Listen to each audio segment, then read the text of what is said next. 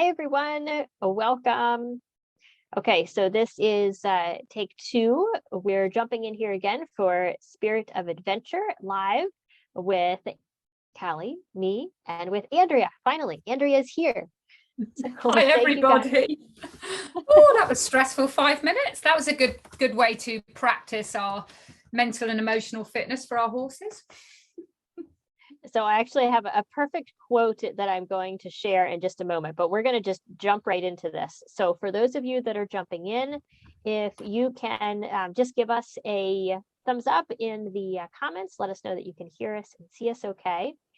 And we had ended over on the other thread where we were just putting in the comments. Everyone was putting in and thinking about what is adventure to them. So I'm just going to throw this question right to you, Andrea. What is adventure to you? Being open to the unknown. Feeling scared.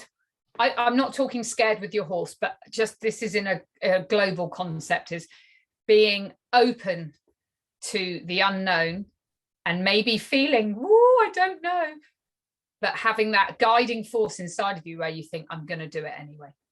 That's adventure for me. I love that. I love that. The new. What about you? Well, I'm gonna first share a quote that I think perfectly sums up actually what I really feel that adventure is. So this quote is by John Ammett, and John Ammett is a climber. He was the leader of an Everest expedition that actually tragically lost 4 of the climbers in that expedition, but he's a renowned climber, and he also is a motivational speaker and teacher. And this quote is, adventure isn't hanging off a rope on the side of a mountain. Adventure is an attitude we must apply to the day-to-day obstacles of life. And I think that ties in so perfectly to what you just said, Andrea, of this being open and feeling a sense of perhaps fear or trepidation for the unknown, but stepping forward anyway. And that can be in really big ways. That can be in the smallest of ways, just like some of the adventures we ran into getting here to you guys live today. Oh my goodness. I mean, it's so easy to give up, isn't it? It's so easy to go, oh, that's too hard, it's too difficult, it's, but it's just feeling that gut thing of like, no, it's okay. I think we've got this thing these days because we talk a lot about the law of attraction and everything's just supposed to land in place and be really easy.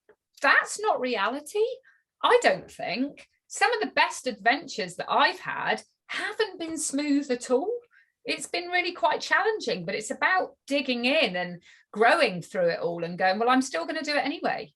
Yes, I'm scared, or this is not panning out really easily, but here I am. I'm showing up and I'm putting in the work, and then it all comes good, as it has today, I hope.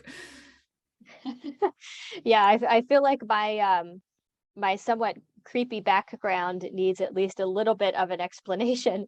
And this was the result of yet another adventure, because this morning, we've had this live planned for about 2 weeks, that Andrea and I have started talking about it and planning for what we want to share. And I booked a place. Our town here where I live in Mexico is not known for great internet. So I booked the place in town that has a really nice co-working space, private rooms that you can book. They've got great internet. Well, wouldn't you know that this morning the internet went down in all of the town, including this place with the supposedly great connection. So all I could do was sit back and drink a juice until it came back on, and then the normal places that they have were booked up. So they found this convenient little egg box to put me in.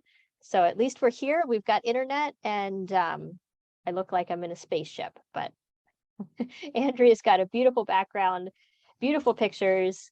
And one of if you can see the picture that's right over Andrea's shoulder of the river, and you can't fully see the picture, but we're going to be talking more about this, because this was a huge adventure of Andrea's.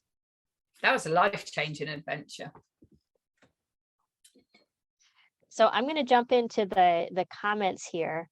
Thank you for everyone that's moved over, that's found us here in our new live spot. And I'm going to read some of the comments coming in. So we had one here from Allie, Adventure to me is exploration of both the beautiful world around us and of our inner world.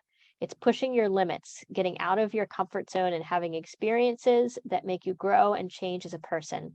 Yeah. Adventure is embracing the spontaneity of this existence. It's experiencing things we have never before. That's Mm, beautifully written, Allie. that is gorgeous. I love that. Yes, amazing. So I want to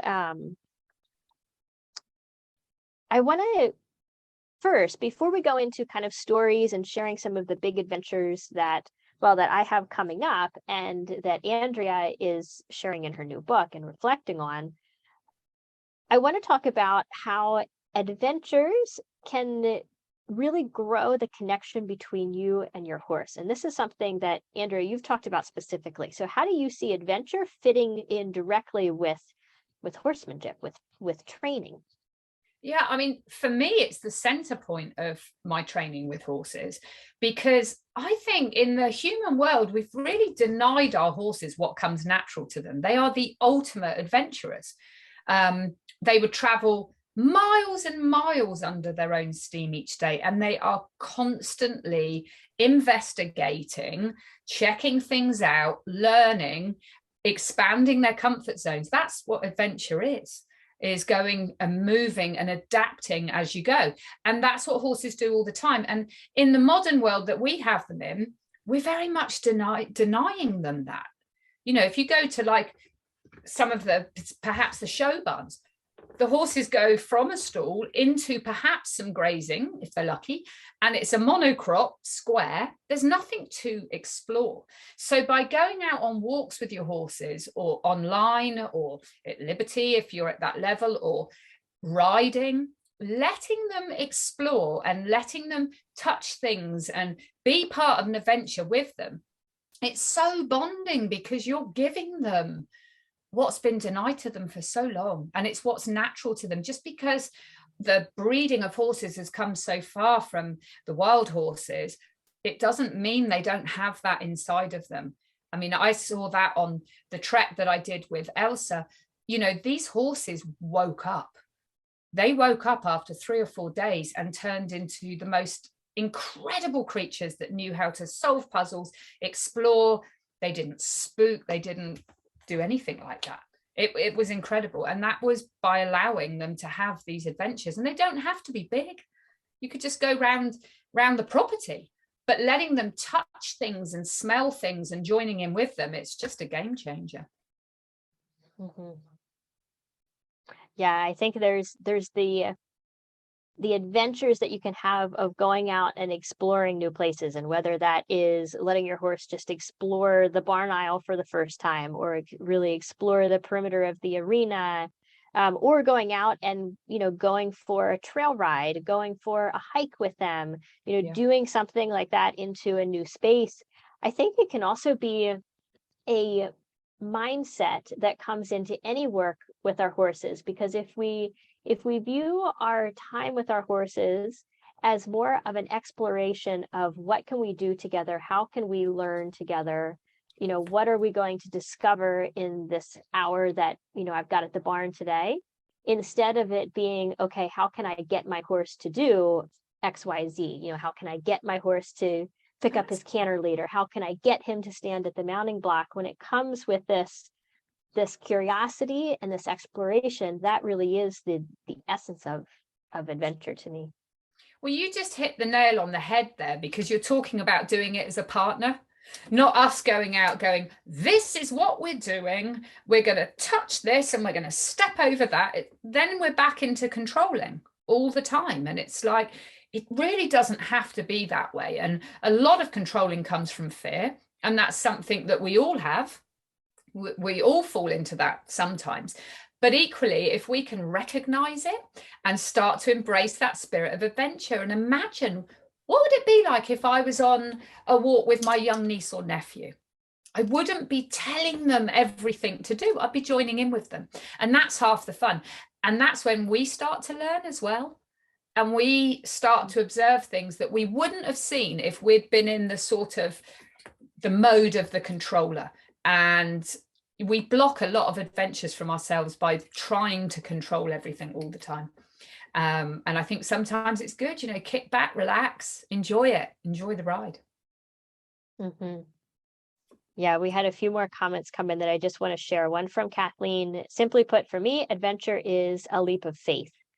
That idea of trusting. Sometimes that's trusting in ourselves. Sometimes that's trusting in another, trusting in our horse, trusting in their ability to, for example, find their footing. I just saw another comment here from Allie about how she goes out with her little pony Midge on all kinds of different terrain. And that's something that I really practice with my horse Canelo. We're doing a ton of riding, all kinds of terrain. Yeah. And when the trickier the footing gets, the more I just completely give him his head and let him find his own path through there, because I trust his ability to know where to put his feet a lot more than my ability to tell him where to put his feet. I know. I think back sometimes to how much I controlled horses, and I just think, how embarrassing. I'm embarrassed for myself of like that I actually thought that I needed to teach my horse where to put his feet and all that. And they must have just been looking at me going, are you kidding me? Like, I know exactly where my feet are, and I know far better where to put my own feet. And I think as well, part of the spirit of adventure is having an attitude of being, I'm not scared to fail. I'm not scared to fail. It's like if you're on an enclosed property, I'm not advocating that you go out on a main road and try and do some liberty and lose your horse on the main road. That would be ridiculous. We're all adults here. But so what? If you're on an enclosed property and you're practicing something and the horse walks away, the horse is safe, you're safe. Okay, regroup, try something else, laugh about it. You've got to try and laugh about these things and go, oh, maybe I'm not quite where I thought I was. I have that happen to me all the time. And it's just like, people say to me, oh, but I was online and the horse just wanted to eat. Yeah, he's probably hungry. Embrace that spirit of adventure and just go, well, this is quite funny. But also, don't be afraid to ask for your turn. It doesn't all have to be the horse's way. The partnership is a partnership. But having that spirit of adventure about going, I'm not afraid to fail. I'm totally open to explore what my horse wants to do, and I'm not afraid to ask my horse to do what I would like to do, because I think that's a big one for a lot of our students. I know, I talk at length privately with a lot of the Pure Liberty students, and the overriding thing is a lack of confidence. I think nearly all of the students in some form, including myself, we have a lack of confidence in some ways, and we think, oh, we can't ask, or I'm not good enough to go and do an adventure. You absolutely are. And the more you do it, the more your self-confidence comes up. And then your horse trusts you more. It's a win-win. Yeah. Yeah. And this comes right into, that finding that path of progression for ourselves as well as for our horses, and finding that right level of challenge, that right level of adventure. So I'd actually love to put this to our group. For those of you that are listening in, what is a adventure that you've had with the horse? And again, it can be really small, it can be something big. It just what pops into your mind. Recent, maybe it was, back in the past, something that you remember doing even as a kid. But do you have when we were kids, we weren't afraid of adventure. It was an adventure every day, wasn't it? Especially growing up in the era that I did. It was an incredible adventure. So yeah, even if you can remember things you did with a child, as a child with a pony, like, let us know. Yeah, my first horse, Scotch, I had so much joy with him because every single day I would go out. He was on 200 acres. So the first adventure was going out, finding him. I would usually hike up to one of the high points and then, look for him and then go find him.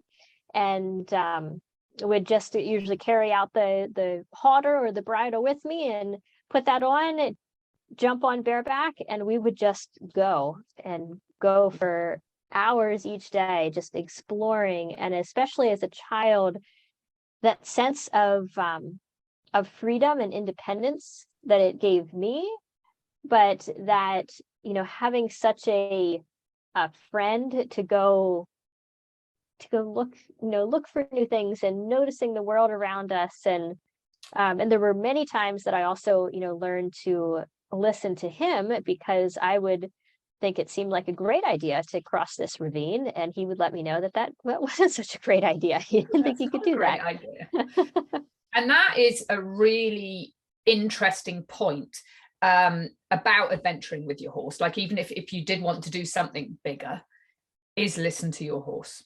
There were times on the trek when, you know, I'm assuming people know about the trek, but I walked from one side of Costa Rica to the other with a horse, with my friend Elsa and Liana, and we made a film about it.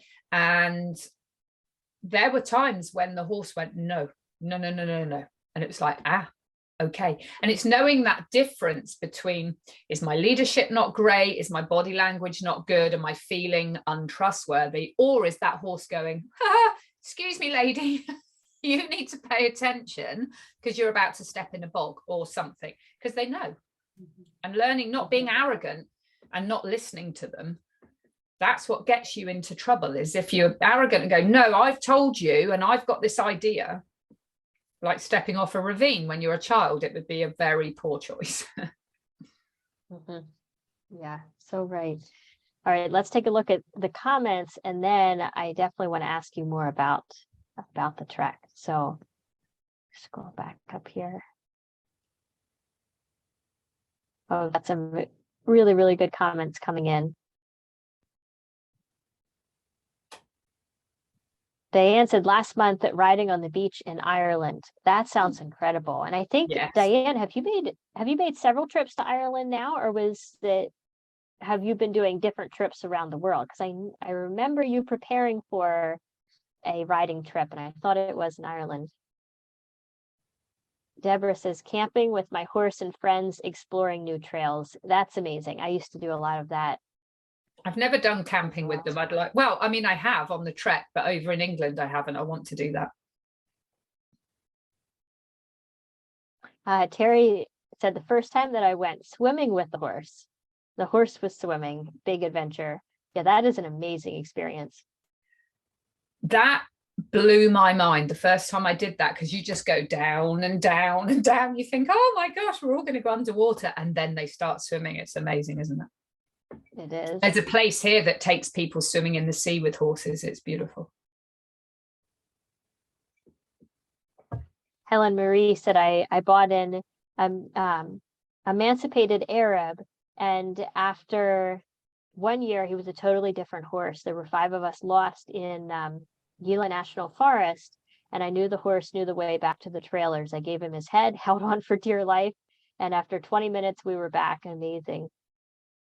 Do you know they say Arabian horses have one of the best homing instincts in the horse breeds? Oh, I didn't know that. Yeah. My grandmother used to work on an Arabian stud, and she always said that. She said they will always get you home. Yeah. Yeah. Yeah, Wynn says, galloping way faster than I'm comfortable across the Wyoming sage flats. Nice. Was that intentional? That's a good follow-up question. Katrina, my first charity ride out, 14 miles across all terrain. Liam got really excited and took me places I wouldn't have gone on my own. Totally trusted him to bring me home safe. I bet he loved that too. Like, I think that they get a real sense of pride when leadership is handed over to them in difficult situations. I think they get a real sense of pride. Oh, this is a fun one from Nancy. One recent adventure was during a join-up session with a pony who loves to bust out of any fence and detests lead ropes. I was surprised that once I learned how to communicate with him, he followed me over the paddock, eager to find out where we were going and what we might do next. Isn't that interesting that sometimes when they're at liberty, you can have far more of a connection than when you have your tools? Yeah, I like that. Stacy said, just sharing the same space and time with Max in a quiet space and the resulting interaction initiated by Max and accepted by me was an amazing adventure. That's such a good example of just how that the simplest interactions can be an adventure when you just let it, you see where it goes. Again, it's well, it's coming back to what you said in the beginning, Andrea, of that going into the unknown and it being open to the unknown, whether it's in big, we're going to explore this new trail, or whether it's just in, where is this little interaction going to go if I approach it maybe in a different way. Well, if you think about it, that's almost the biggest adventure, is opening yourself and doing things to help the process where two different species can connect on a whole other level. And it sounds like she's experienced what it is that I want to share with everyone, is that, you can be in with horses for 30, 40 years. And it's not until you get that really deep connection where you go, I didn't know that it could be like this. I didn't know. And when you feel that for the first time, it makes me teary. It's like winning, you feel like you've won the lottery. And it doesn't matter from then on, all the big achievements, the shows, the fanfare, all that, you suddenly realize it's actually not important. What's important is that deep, deep connection where it's almost like two souls that go, oh, you're aware of me and I'm aware of you. And then it's just unbelievable. Can you talk a little bit more about that and how those moments are reflected in the writing of your new book? Oh, without crying? Okay, let me try. Yeah, I don't know if people know my story, but I was a very competitive rider. I could get a horse to do anything. And my ego was as big as my toolkit. And then I met a few horses that just blew all that out the water and nothing would work. And I went on this journey studying with as many amazing Liberty trainers as I could. And I just realized that there was this whole other level of connection. And it was really when we started to do the trek and I realized everything I knew wasn't going to work, that it was just me and the horse, and we were stripped back, and I became vulnerable, and I allowed myself to be vulnerable. And I cried like hell on the first day because my horse was dragging me around all over the place, and I thought it was going to be this mystical thing from the get-go. It did turn out that way in lots of ways, but I had to break down all the barriers of my own walls, of my own ideas of what something's supposed to look like, fear of failure, judgment of myself, all the things that these layers and layers of life put on us, our life scars, our things that might have happened to us in the past. It all blocks us from this connection that all these animals have with each other. And I see it. I'll see my horses in a field and a fox will go across the field, and I'm telling you, they have a moment. You can see they connect in with each other just for a second and it's gone. And I'm like, we didn't have that. And once I broke myself, then I was able to start to realize what Zeus could share with me. And it was beyond my wildest dreams. And that's all I care about in my teaching, is I don't care if someone can get their horse to follow them around really easy. What I care is about what it feels like. I don't care if you have your lead rope on, if it feels like you two are working together, and not just in that the horse is saying yes to everything you're asking it to do. When you feel it, you will know.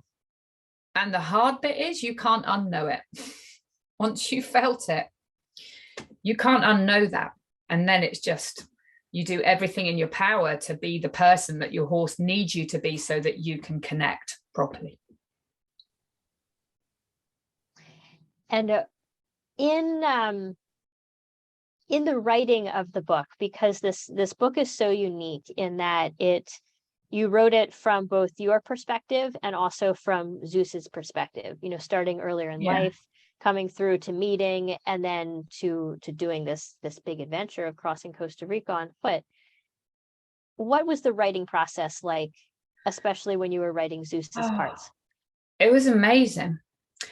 It was hard, because the times when it wouldn't work was when my logic would get in the way. Is this really happening? Because I literally would sit down to write. I would do a little meditation before I wrote. I wrote it right here, right where we are now. And I would start writing and I would have no idea what I was writing or where it was coming from. And I would even read it back at the end of my session and be like, I don't even remember writing that. And that's absolute truth. I don't remember writing it. And that was written 2 hours before. And it came from somewhere else. And I had an amazing mentor in Anna Marciniak, and she told me once, our job's not to be the water, it's to be the pipe, to be the cleanest pipe possible that water and energy can flow through us. And I feel like that's what it was like for me writing the book. I just had to go quiet and still, and it wrote itself. And I really believe in what got written with Zeus in that perspective. It I don't know. I don't know where it came from, but it felt right and I went with it. Yeah. As I've heard you say, that there's stories that need to be told, and it's just being clear enough, and also having that opening of allowing the story to come through. And I think so many times too, some of the greatest stories that come through in writing are also that unknown. And what you wrote that we shared on Horse Class 2 weeks ago was about how even just the process of the writing, and now the process of putting the book out, of putting your writing, and a lot of what you wrote is emotional and very private, of what was going on for you internally through this challenge, and some of the changes that you experienced, and regrets that you had about the past, and how it's even an adventure putting that out into public space in the hands of other people to read. It's terrifying. There's part of me today that went, it's not too late. It's not too late. I could just run away with my book. I have one copy. I could just run away with it. But I think that the important thing for me as a teacher and as a writer is to be really honest. I don't have all the answers. I don't have all the answers. People come to me like with their horses, I need help. I'll try. And like in my book, I have been honest, and it came from my heart, and it came from a place of being in a flow state. And the flow state is something that really fascinates me. And I think some of the best work I've ever done with horses is in my flow state. And it's when we get out of here and come into here and trust what's coming next. I say to my students all the time, they say, is this the right thing to do? Is that the right thing to do? How does it feel? Does it feel like the right thing to do? Then do it. It felt right to me to share my story. It felt like the right time. I'm glad that we've had a little bit of time between me finishing the book and being able to hold it here for a little while. And I said to someone, it was time to kiss the cover and then let it go out there and be open to whatever happens next. Yeah. Yeah, it's been oh gosh, I guess it's been over a year since the first time that I read it. I was honored to be one of the first people that you sent it to after you finished the manuscript. And I knew right away that I wanted to be a part of getting it out in the world, and am so thrilled to be publishing it through Horse Class. So it is an honor. I wouldn't want it to be anywhere else. It has to be here. This is home. So, it has to be here.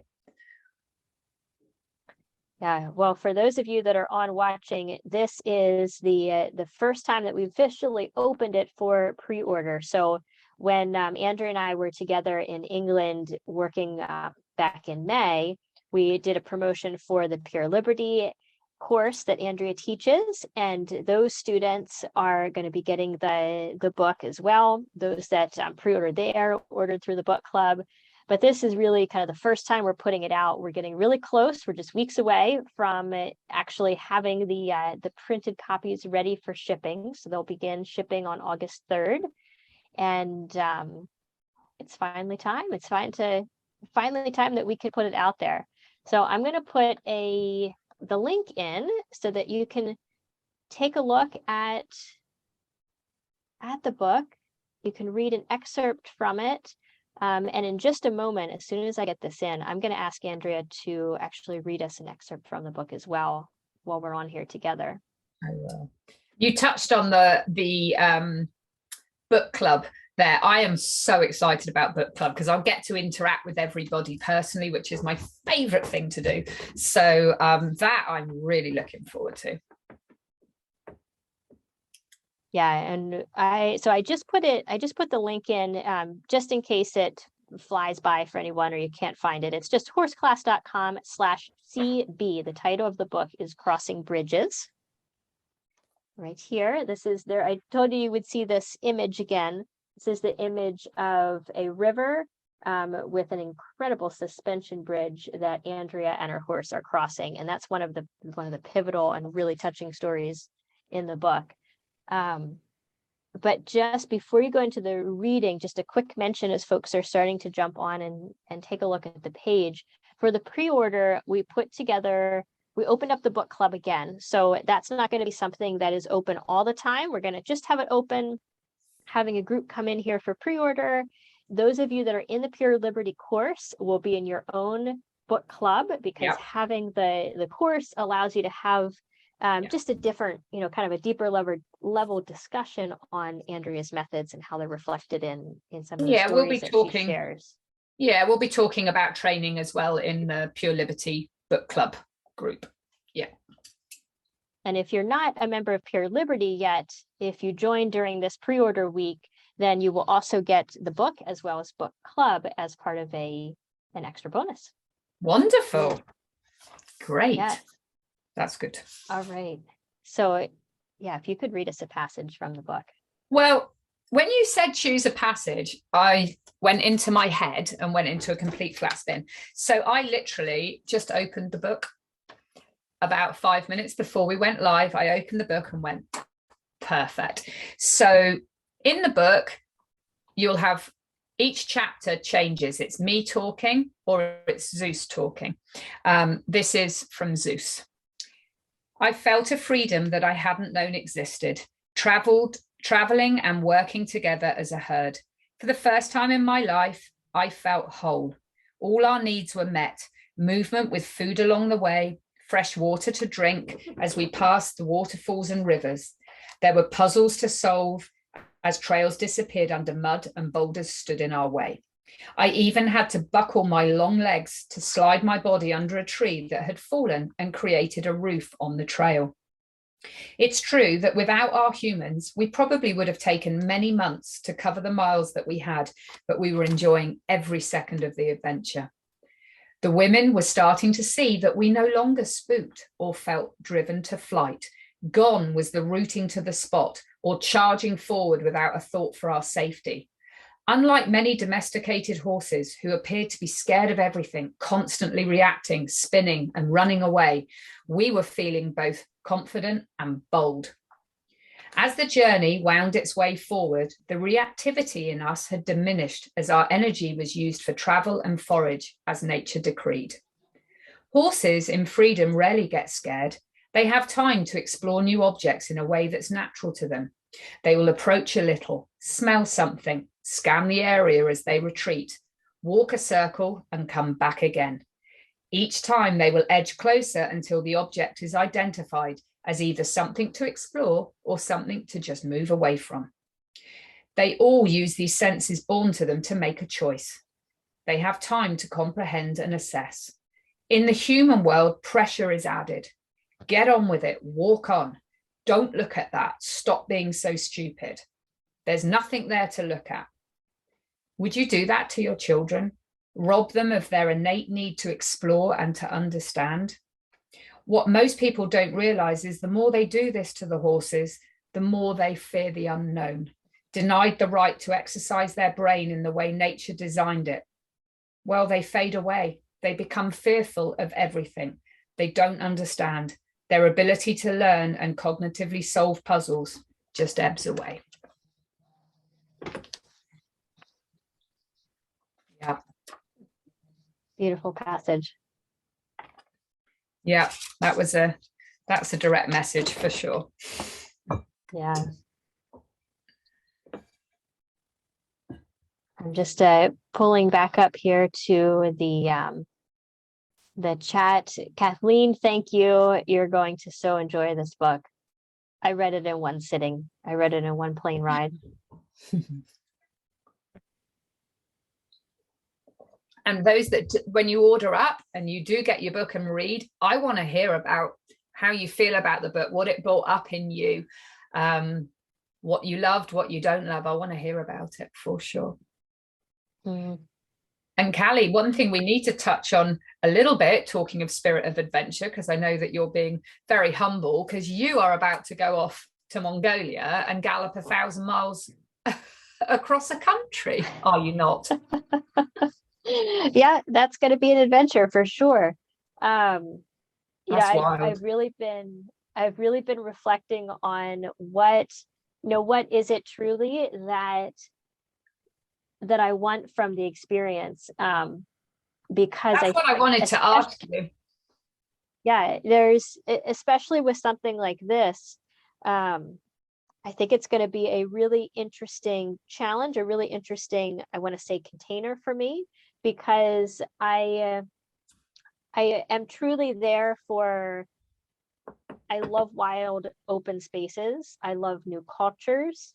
I love a good gallop across a field, and just honestly, the idea of settling into that, I'm just here and I'm riding for all of those miles for 10 days straight. Honestly, it sounds like heaven to me. And I know it's going to be a really big physical challenge. And being the fact that it is a race, it is competitive, is going to also really put some things up, because I am a competitive person and I'm going in to be competitive. Yeah. So I'm looking forward to being in that container of having another opportunity to just practice following my inner guide moment to moment of, when do I push myself? When is it truly the moment to step forward and say, okay, I'm going to, push through being tired, or I'm going to, go with this horse in this direction, or when am I going to take a step back and say, it's actually going to further me to rest right now, or to choose an easier horse over a faster horse. So yeah, there's, as with any challenge, I think I'm so looking forward to the challenge itself, and I'm so looking forward to what I'm going to come out of it with, what I'm going to learn, because I know that there's going to be so many lessons in it for me.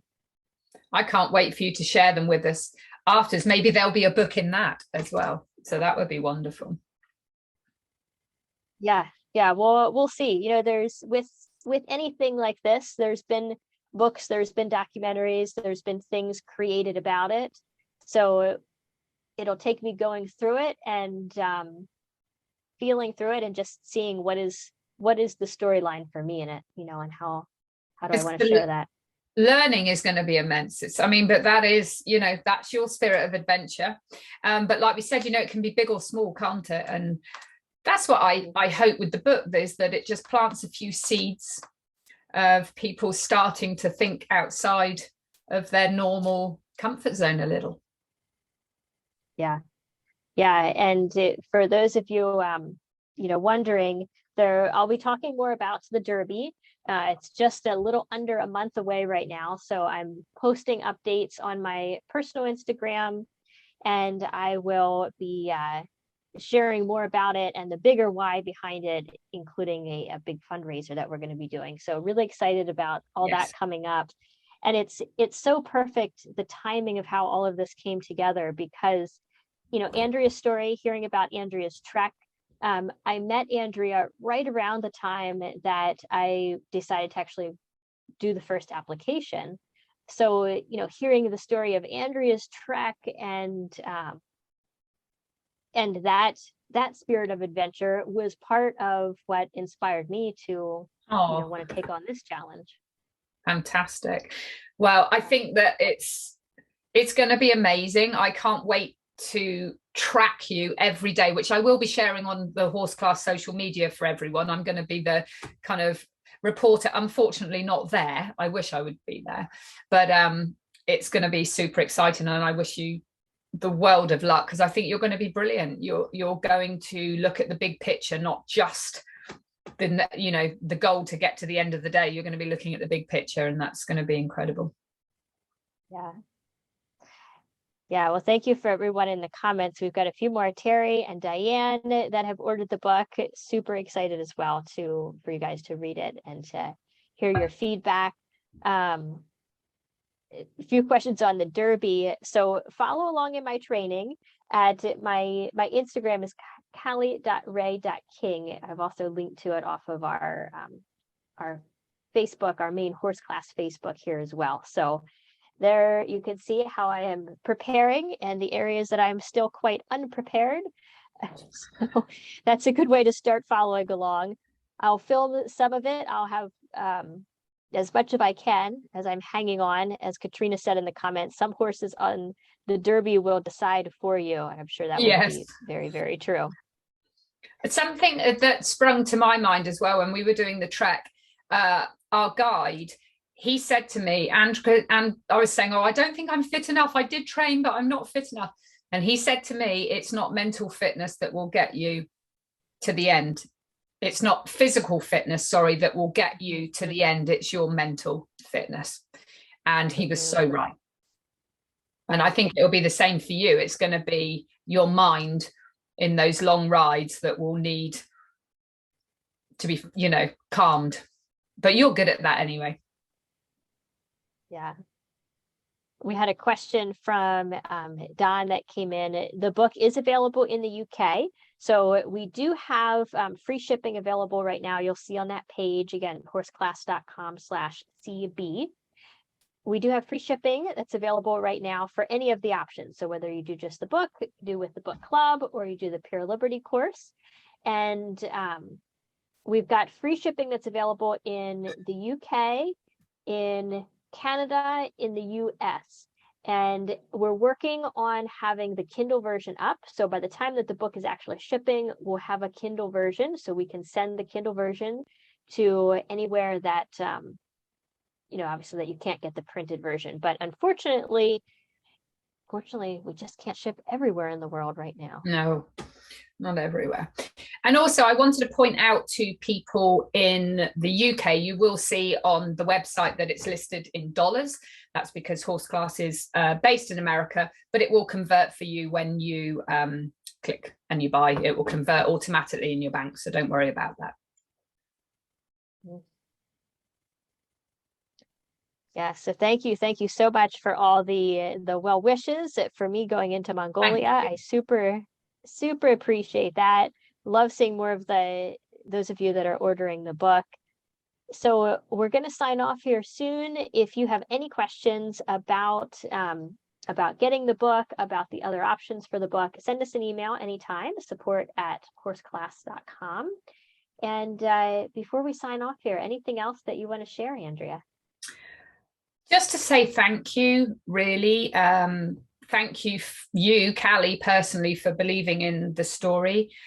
It's hard when you're sat by yourself in this shed, pouring your heart onto the pages, and you think, I don't even know if anyone else is going to be interested. And then you read it, and everything has just rolled so beautifully that I feel that it is time that the story goes out in the world. And I'm just so grateful to people ordering it, and I really hope that it can help just plant a few seeds, and maybe eventually we grow a forest where people think just slightly differently about their horses. And I wish for everyone that reads it that they experience that soul level connection that I had and have. There's no better feeling in the world. We talk about adventures, and you don't need to do the big adventure. The adventure can be going into ourselves and really figuring out, who do I need to be to connect with this horse, and learn to listen to the messages that they send us. And that's what I really hope for everyone that reads it. Mm-hmm.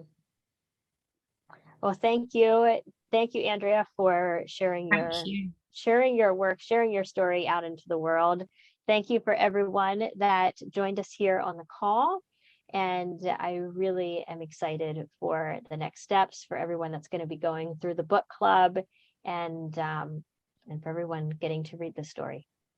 Book club's going to be fun. We're going to have lots of tea. That's, by the way, I just did want to point out, I'm not drinking wine or vodka from this. It's tea. Callie will tell you how much tea I drink because she just spent time with me in England. So at book club, we'll have lots of tea, lots of chat.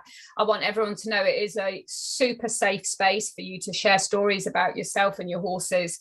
I'm really, really looking forward to the book club. But first of all, I want you to read the book, enjoy it, soak it up, and then gather your questions together for book club. All right. Thank you so much, everyone. Have Thank you. a splendid rest of the day. Bye.